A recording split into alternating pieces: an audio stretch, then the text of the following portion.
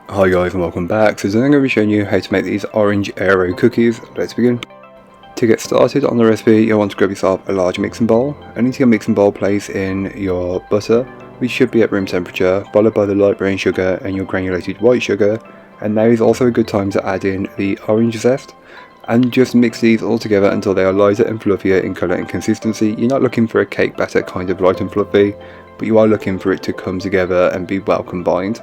That's more the consistency that you're looking for, something similar to this. Then you can go ahead and add in your egg and mix this in until it's fully incorporated, giving it a good mix, and it does take a little bit of time for the egg to fully incorporate. It's also a good time to add in your vanilla extract, and once you've done that, you should have a mixture that looks a little something like this after about a minute or two of mixing. Then give the bowl a good scraping down, and this is just to incorporate any bits that may not have been fully worked in from earlier on, so get the very top and bottom of the bowl, as that's normally where it collects for me in this sort of recipe. Then you can go ahead and add in the rest of your dry ingredients, which is your flour, salt, raisin agents, followed by the chocolate chips and then the orange Aero.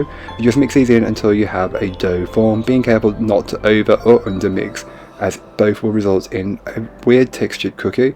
Take your cookie scoop and just scoop up the cookie dough, roll it between your hands and flatten it out. Then place onto a baking tray and fill a baking tray onto a standard size. You should be able to get 5. And that is giving 5 very generously sized cookies. Place into the oven and bake off. Then fresh from the oven, you can go ahead and finish the cookies off. I'm just finishing them off by adding 4 or 5 of these orange Aero balls onto each one, but feel free to add more or less. It's really up to you and to suit your occasion. And once you've done that, I also add some more chocolate chips just because there's not enough chocolate already in this recipe.